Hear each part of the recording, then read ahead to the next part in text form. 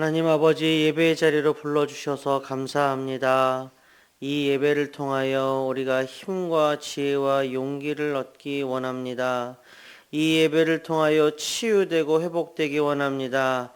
이 예배 가운데 성령 하나님 충만하게 임재하여 주시옵소서. 예배를 사모하는 우리의 마음 일생 동안 변치 않게 하시고 예수 그리스도의 이름으로 기도합니다. 아멘. 우리 다 함께 찬송가 425장 찬양하시겠습니다.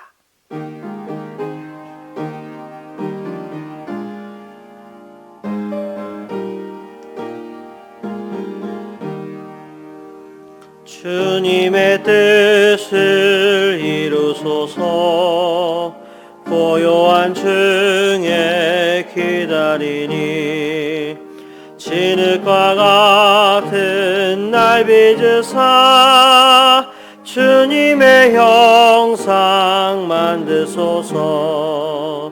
주님의 뜻을 이루소서. 온전히 나를 주장하사 주님과 함께 동행함을 만민이 알게 하옵소서. 아멘.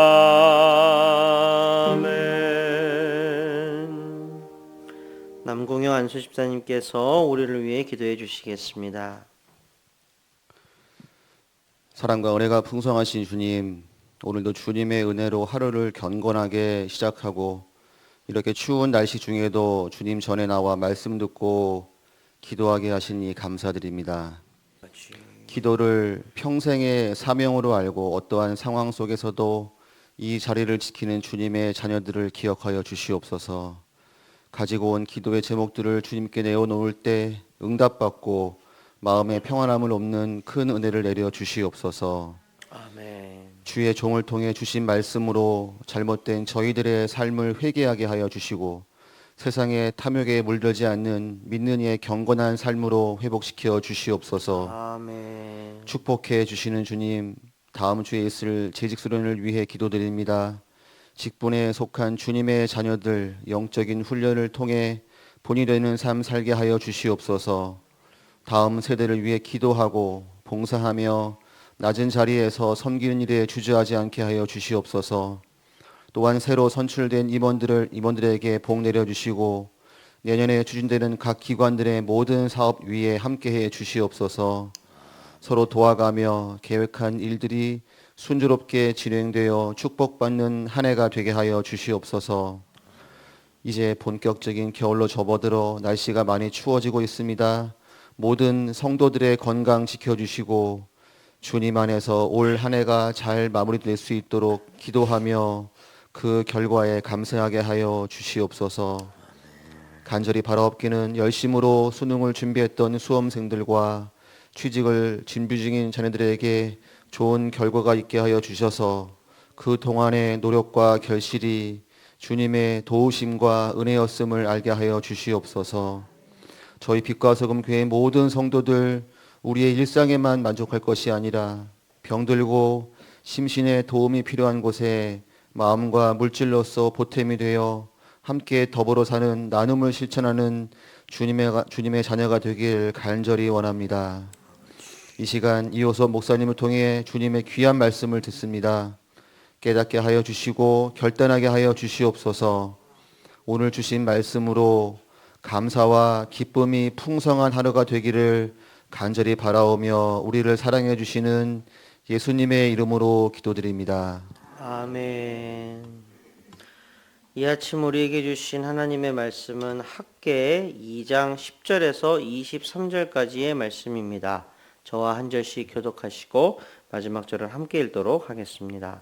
다리오 왕 제2년 아홉째 달 24일에 여호와의 말씀이 선지자 학개에게 임하니라. 이르시되 만군의 여호와가 말하노니 너는 제사장에게 율법에 대하여 물어 이르기를 사람이 옷자락에 거룩한 고기를 쌓는데 그 옷자락이 만일 떡에나 국에나 포도주에나 기름에나 다른 음식물에 닿았으면 그것이 성물이 되겠느냐 하라.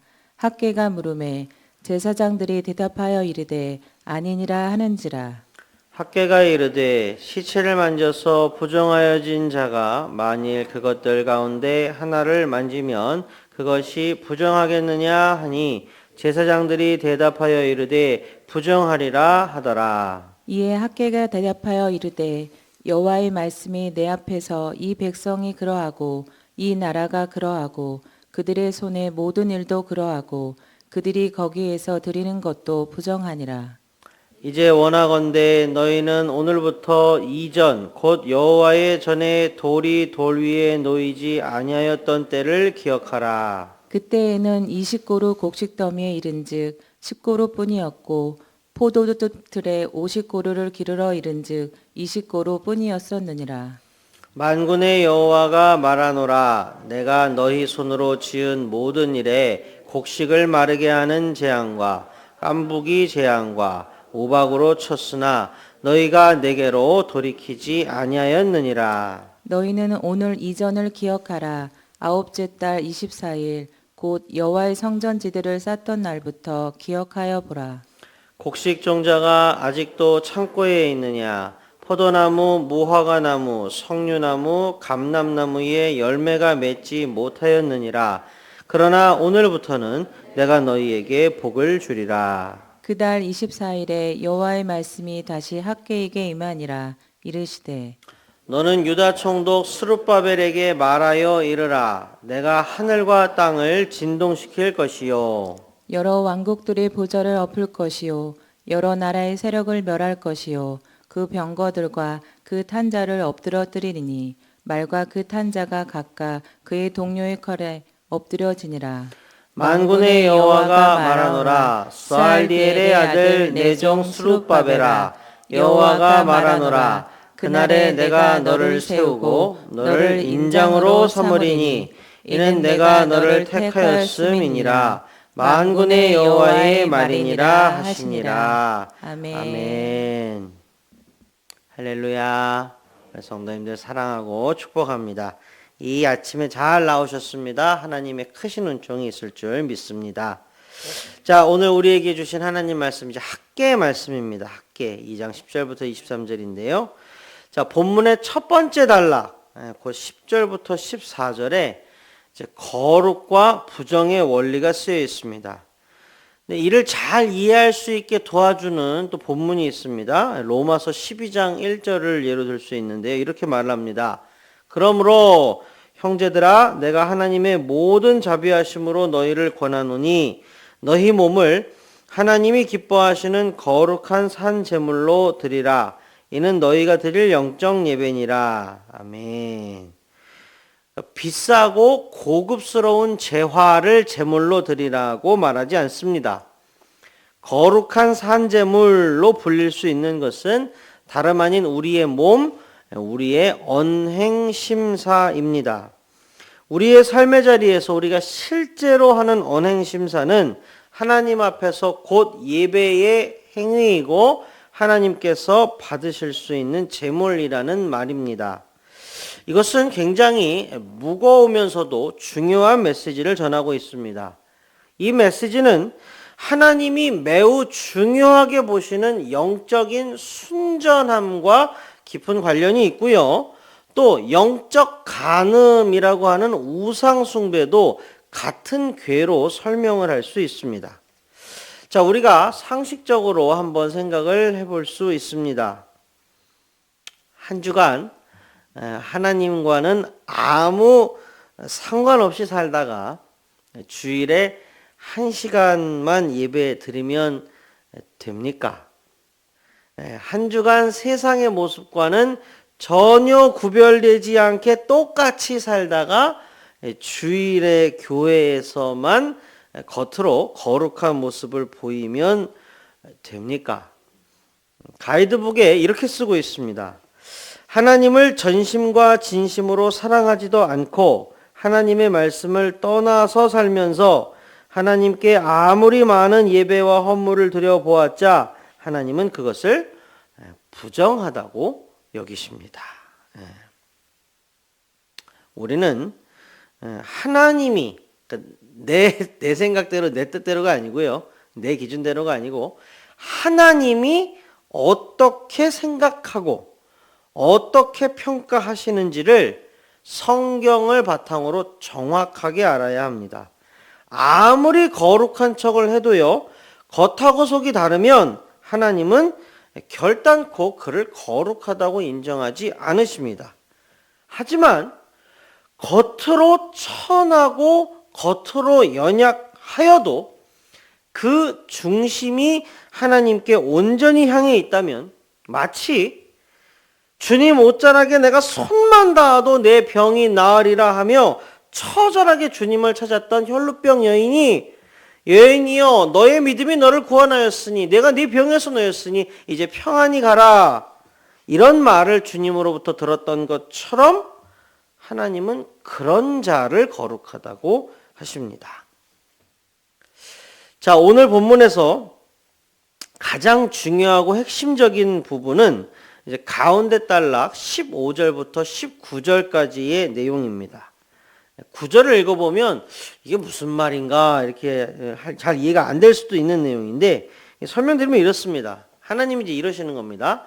자, 너희들 기억력을 동원해서 기억을 잘 되살려서 너희들의 과거와 현재 미래를 한번 비교해봐라. 지금 이렇게 말씀을 하시는 겁니다. 자, 과거는 언제를 말하는 거냐? 이스라엘 백성들이 이제 포로에서 귀환을 했습니다.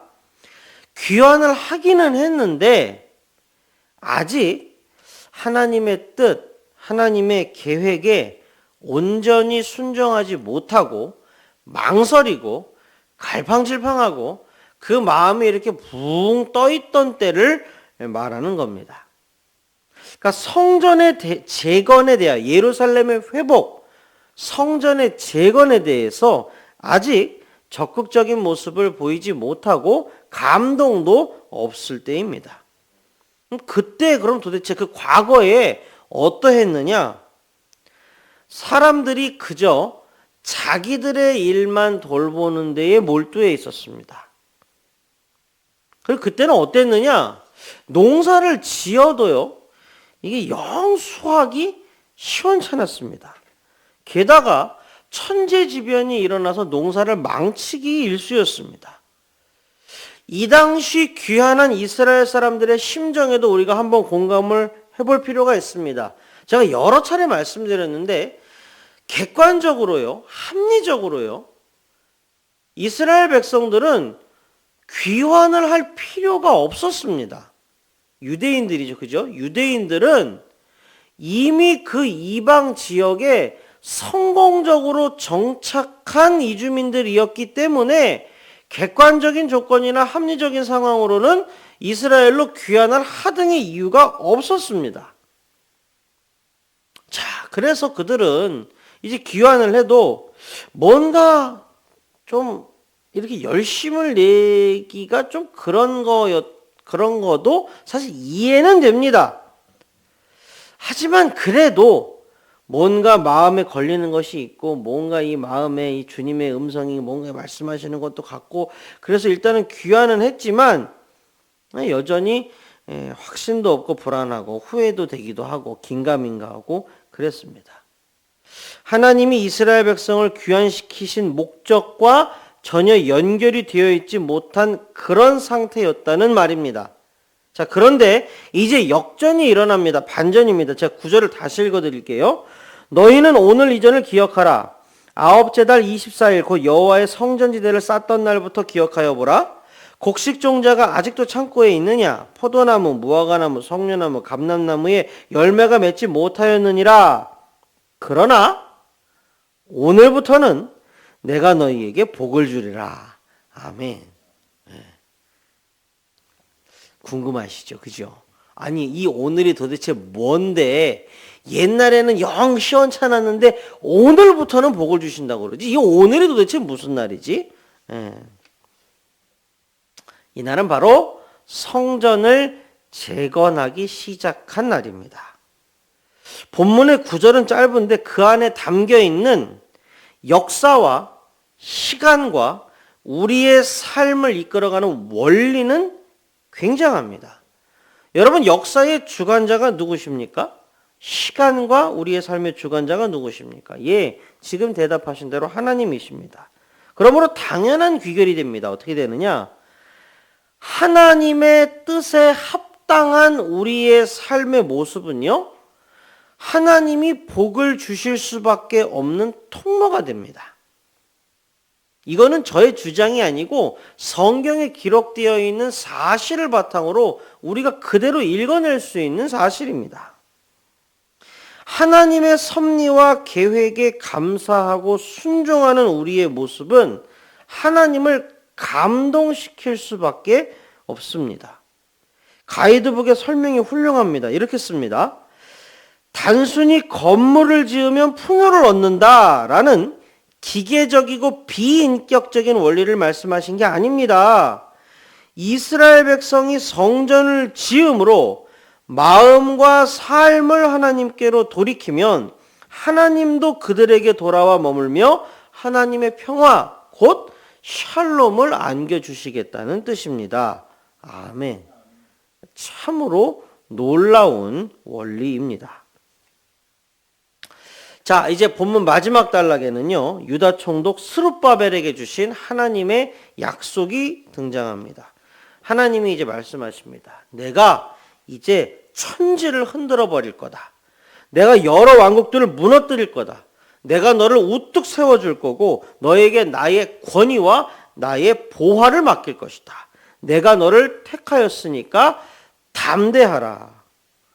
여러분 어떻습니까? 이런 말씀을 하나님으로부터 들으면 기분이 어떠실 것 같습니까? 저는 굉장히 용기를 내서 목회에 더욱더 정진할 수 있을 것 같습니다.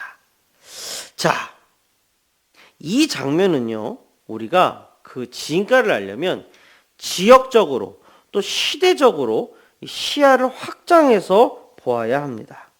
그러면 감동이 배가 됩니다. 여러분, 예루살렘 우리가 성경에서 자꾸 보니까 예루살렘이 뭐 대단한 것 같죠, 그죠? 근데 그냥 세상의 눈으로 보면요, 저기 변방에 별 볼 일 없는 나라, 이미 없어져 버린 나라 이스라엘이라고 했던 나라의 그냥 수도였던 그냥 별거 아닌 겁니다. 그리고 이미 쫄딱 망해가지고 돌 위에 도라남짝게 다 부서졌고요.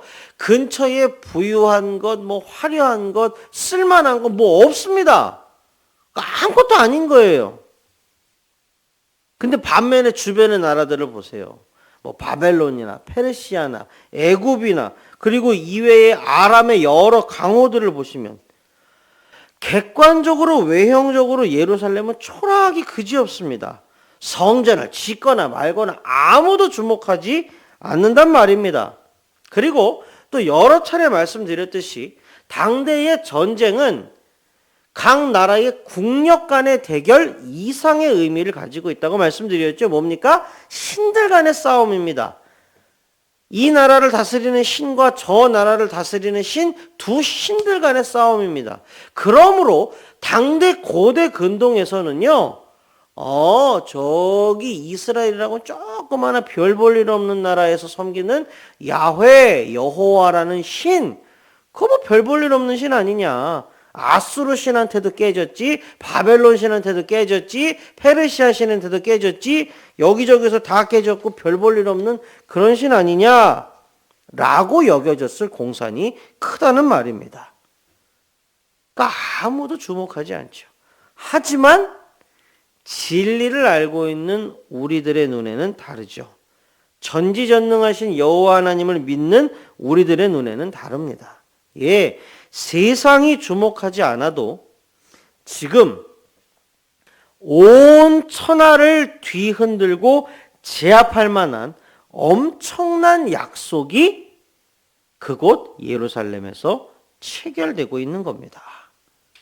온 우주의 창조주 여호와 하나님께서 변방 작은 예루살렘의 유다 총독 스룹바벨에게 이 세상 사람들 아무도 인정하지 않고 주목하지 않는 이 이스라엘을 위해서 내가 주변의 여러 강국들을 다 깨뜨려 버릴 것이다 라고 말씀하시는 겁니다. 세상은 보지 못하는, 세상은 듣지도 못하고 알지도 못하는 하지만 분명히 진리이고 사실인 일이 일어나고 있는 것입니다. 제가 본문 이 부분을 묵상을 하는데 좀 있으면 크리스마스잖아요. 물론 아직 조금 남긴 했지만 여러분 예수님께서 태어나시는 그 상황을 한번 여기에다 이렇게 대입을 한번 해보시기 바랍니다. 아무도 주목하지 않아요. 아무도 몰라요.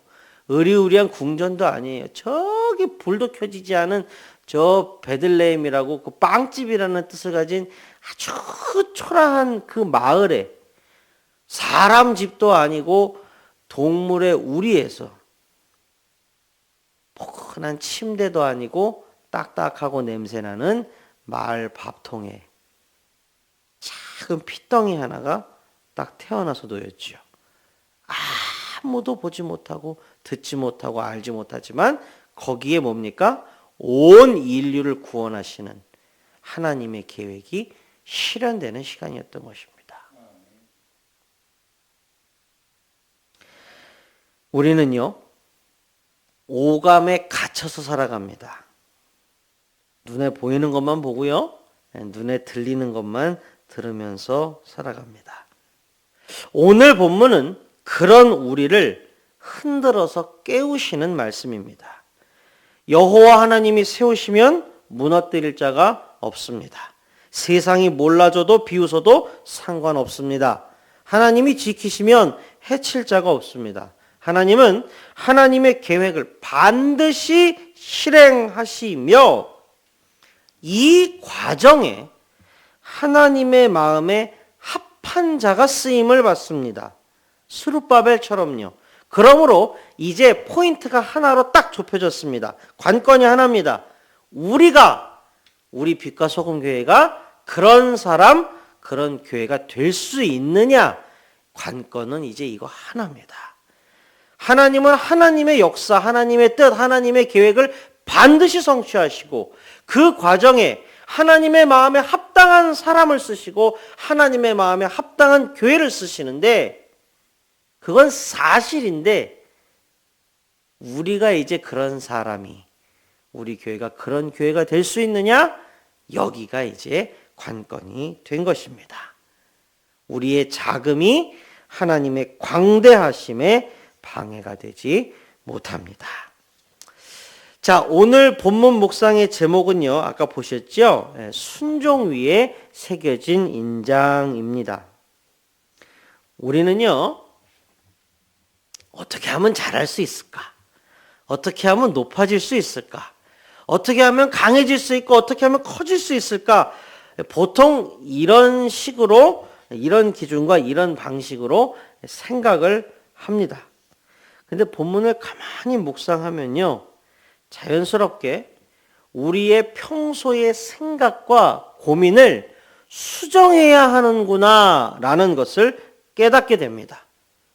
성경을 잘 보시면 높아져야지 높아져야지 높아져야지 내가 커져야지 내가 부유해져야지 내가 강해져야지 안간힘을 써서 노력을 해서 마침내 커지고 강해지고 부유해진 사람의 이야기가 성경에 잘 없습니다. 성경에 그런 이야기가 잘 없습니다. 그럼 성경에는 온통 무슨 얘기냐? 내가 어떻게 하면 하나님의 마음에 들 수 있을까를 고민한 사람을 하나님이 택하신 이야기. 내가 어떻게 하면 하나님의 마음에, 하나님의 말씀에 순종할 수 있을까를 고민한 사람을 하나님이 들어 쓰시고 높이신 이야기. 성경은 온통 그런 이야기로 채워져 있습니다. 말씀을 맺겠습니다. 오늘 말씀에서 우리는 한 번 더 확인했습니다. 하나님의 뜻과 우리의 삶은요, 절대로 별개가 아닙니다. 하나님의 뜻을 우리의 삶 가운데서 이루어내는 것이 우리의 삶을 가장 가치 있게 살아내는 방법임을 꼭 믿으시기 바랍니다. 그리고 이러한 것은요, 우리의 삶에서 순종이라는 모양새로 나타납니다. 사랑하고 존경하는 우리 빛과 소금 가족 여러분, 모두 다 순종의 백성으로서 하나님 마음에 꼭 드시고 하늘의 복, 땅의 복 다 받아서 누리시기를 주님의 이름으로 축복합니다. 다 함께 기도하시겠습니다. 하나님 아버지 감사합니다. 오늘도 우리에게 말씀 주셔서 감사합니다. 하나님, 우리가 무엇이관데 하나님의 역사에 우리를 사용하십니까? 감사합니다. 이제 하나님, 우리의 생각과 고민을 수정하기를 원합니다. 내가 어떻게 하면 하나님 앞에서 순전한 사람이 될 수 있을까? 내가 어떻게 하면 하나님의 마음에 합당한 사람이 될 수 있을까? 우리 교회가 어떻게 하면 하나님의 마음에 흡족한 교회, 하나님의 마음 추수날의 얼음 냉수처럼 시원하게 드릴 수 있는 교회 될 수 있을까? 그렇게 우리의 생각과 우리 교회의 고민을 수정하는 시간이 꼭 되게 하여 주시옵소서.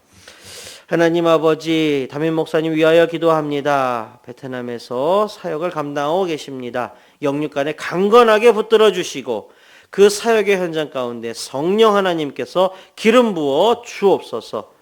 건강하게 안전하게 잘 돌아오실 수 있도록 하나님께서 인도하여 주시고 보호하여 주시옵소서. 하나님, 환우분들 위하여 기도합니다. 하나님께서 꽉 붙들어 주시옵소서. 용기 백배하게 하여 주시옵소서. 결단코 낙심하지 않게 하옵소서. 육신의 질병, 마음의 어두움 반드시 낫고 떠나갈 줄로 믿습니다. 이것을 넘어서서 심령이 소생하고 하나님께 더욱더 가까이 가는 시간, 다시 한번 독수리 날개치며 올라간 갖게 되는 시간 되게 하여 주시옵소서. 하나님, 우리 빛과 소금교회 사랑하여 주셔서 감사합니다. 여태껏 지켜주시고 이끌어주신 것 감사합니다. 이제 한 해를 마무리하고 새해를 준비하는 시간이 되었습니다. 우리에게 지혜와 지식과 명철과 총명을 나뉘어 주시고 교회를 사랑하는 마음을 더욱더 부어주시고 온 교회가 사랑의 세 겹줄로 꽁꽁 묶여서 정말로 새해를 잘 준비할 수 있도록 도와주시옵소서. 하나님의 눈과 마음이 언제나 우리와 함께 하시기를 소원하며 예수 그리스도의 이름으로 기도합니다. 아멘.